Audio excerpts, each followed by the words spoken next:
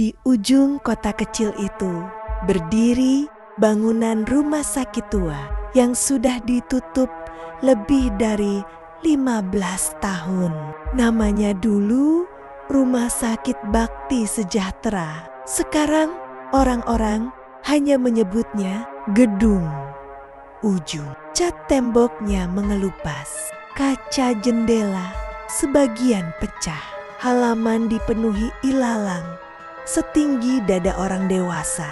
Tapi anehnya lampu di lantai 3 kadang terlihat menyala pada tengah malam. Padahal listrik sudah diputus sejak lama. Raka, mahasiswa kedokteran tingkat akhir, mendapat tugas penelitian tentang kasus-kasus medis misterius di kota itu. Salah satu kasus yang selalu disebut-sebut adalah penutupan mendadak rumah sakit tersebut. Tidak ada kebakaran, tidak ada gempa, tidak ada skandal resmi. Tiba-tiba ditutup, semua arsip dipindahkan.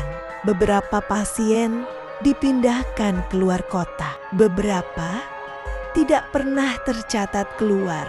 Itu yang membuat Raka penasaran.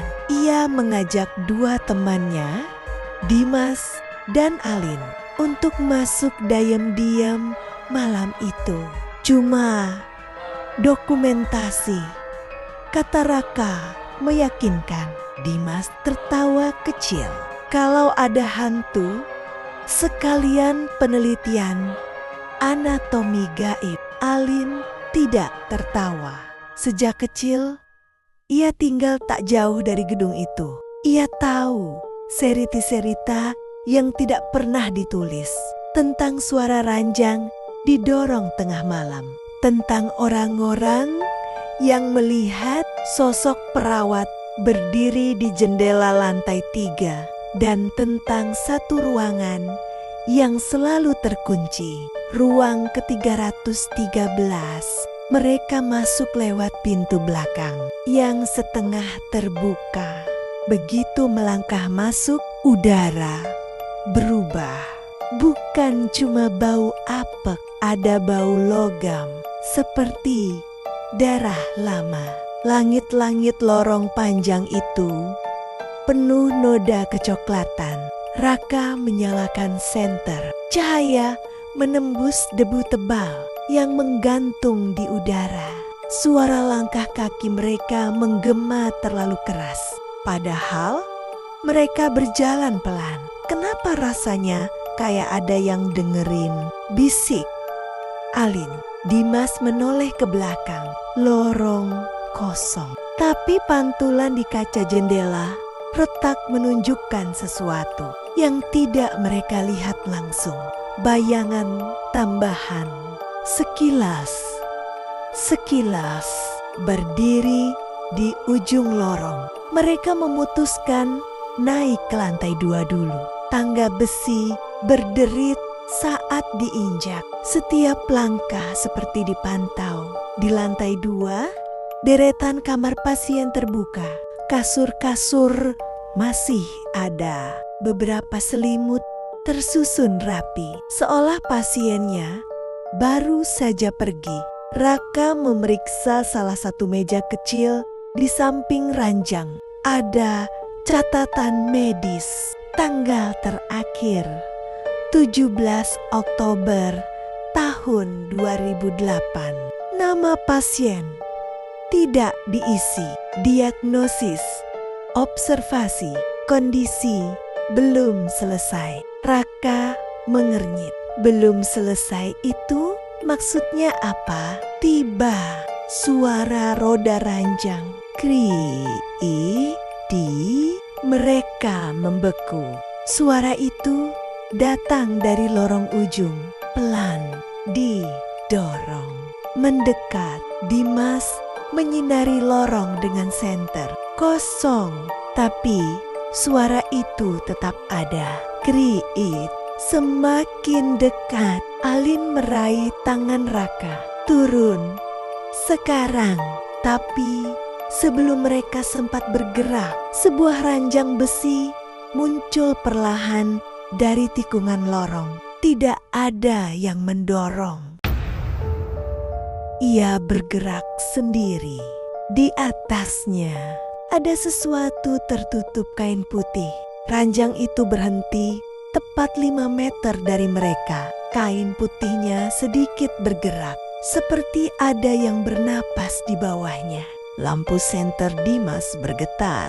Tangan Alin dingin membeku. Raka mencoba mendekat, dan saat ia menyentuh kain itu, kain tersebut tersingkap sendiri. Tidak ada tubuh, hanya noda merah besar, masih basah. Dan tepat saat itu, lampu di lorong menyala sendiri, berkedip-kedip, dan dari ujung lorong seseorang berdiri. Perawat seragam putih bersih. Wajahnya tidak terlihat karena tertutup bayangan, tapi matanya hitam seluruhnya, tanpa putih, tanpa pupil. Ia mengangkat tangan perlahan, menunjuk ke atas lantai 3, ruang ke-313. Lampu padam, lorong kembali gelap. Ranjang besi sudah tidak ada, dan suara roda kini terdengar dari tangga menuju lantai 3. Suara roda ranjang itu kini terdengar jelas dari atas. Krik, krik, bukan lagi dari lorong lantai 2, tapi dari lantai 3. Langkah mereka terasa berat saat menaiki tangga besi. Setiap pijakan berbunyi nyaring, seolah memperingatkan sesuatu bahwa mereka datang. Alin hampir menangis. Raka, kita nggak seharusnya naik. Raka menelan ludah. Kalau turun sekarang, suara itu tetap ikut. Dan memang benar. Saat mereka berhenti sejenak di tengah tangga, suara roda juga berhenti saat mereka melangkah lagi. Ia bergerak lagi mengikuti lantai 3, jauh lebih gelap. Lorongnya lebih sempit, udara lebih dingin, dan bau logam itu lebih kuat seperti darah yang baru saja mengering. Lampu darurat di ujung lorong berkedip pelan. Cahaya redupnya memperlihatkan nomor-nomor ruangan. 301, 305, 309, dan paling ujung ke-313. Pintunya berbeda. Tidak seperti pintu lain yang lapuk dan terbuka. Pintu 313 tertutup rapat. Catnya lebih baru, seolah seseorang merawatnya. Di depannya, ranjang besi itu sudah menunggu. Kain putih masih terhampar di atasnya. Tapi sekarang ada tonjolan jelas di bawah kain, bentuk tubuh. Dimas berbisik, suaranya gemetar. Ini nggak lucu lagi. Tiba-tiba kain itu bergerak, perlahan, perlahan, seperti dada yang naik turun. Alin mundur beberapa langkah. Raka mendekat dengan napas berat. Tangannya gemetar saat menarik ujung kain itu. Dan kali ini ada tubuh seorang perempuan muda. Mata terbuka, tatapannya kosong. Selang infus masih menancap di tangannya. Kulitnya pucat kebiruan, dan di dadanya tertulis dengan spidol hitam, belum selesai. Raka tersentak mundur. Perempuan itu tersenyum pelan, bibirnya retak dan matanya bergerak menatap Raka. Tangannya yang dingin mencengkeram pergelangan Raka dengan kekuatan tidak wajar. Dokter, bisiknya. Parau, kenapa berhenti? Raka berteriak dan berusaha melepaskan diri. Dimas menariknya. Tangan perempuan itu terlepas. Tapi kini lorong tidak lagi kosong. Semua pintu kamar terbuka bersamaan. Brat dari dalam setiap kamar. Pasien-pasien berdiri dengan gaun rumah sakit yang kotor. Tubuh penuh bekas jahitan. Beberapa dengan kepala diperban. Beberapa dengan selang masih menggantung. Mata mereka sama, hitam seluruhnya. Dan mereka berbicara bersamaan. Belum selesai. Lampu berkedip keras. Dinding mulai mengeluarkan suara retakan. Plesteran runtuh. Dan dari dalam tembok tangan-tangan muncul. Puluhan tangan mendorong keluar. Seperti ada yang dikubur hidap-hidap di balik dinding itu. Alin menjerit. Dimas menarik pintu ke-313. Terkunci. Suara langkah kaki terdengar dari belakang mereka. Pelan, teratur. Tok, tok, tok. Perawat itu muncul lagi.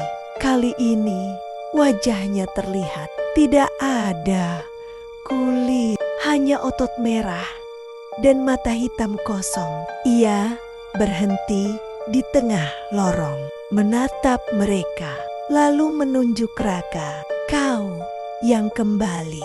Suaranya bergema seperti dua suara bertumpuk. Raka teringat sesuatu. Kasus yang ia baca sebelum ditutup. Rumah sakit itu melakukan prosedur eksperimen terapi kesadaran pada pasien koma. Beberapa pasien tidak pernah bangun. Beberapa dinyatakan meninggal, tapi laporan autopsi tidak lengkap. Dan nama dokter penanggung jawab adalah ayahnya sendiri, Dr. Hendra Pratama. Ayah yang selalu menghindari bicara tentang rumah sakit ini. Perawat itu mendekat. Pasien-pasien mulai berjalan perlahan. Tidak terburu. Tidak perlu karena lorong semakin sempit. Dinding bergerak mendekat. Ruang 313 mulai bergetar. Dari balik pintu terdengar suara napas berat seseorang atau sesuatu masih hidup di dalamnya. Perawat itu berhenti tepat di depan Raka yang memulai harus menyelesaikan.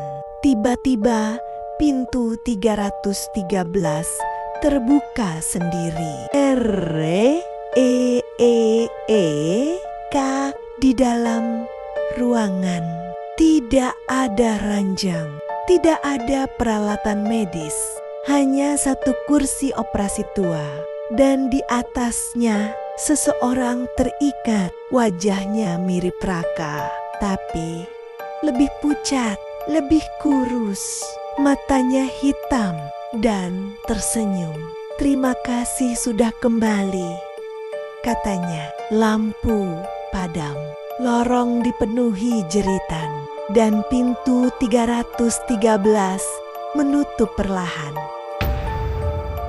Pintu 313 menutup. Gelap, bukan sekadar tanpa cahaya, tapi gelap yang terasa padat, menekan paru-paru, membungkam suara.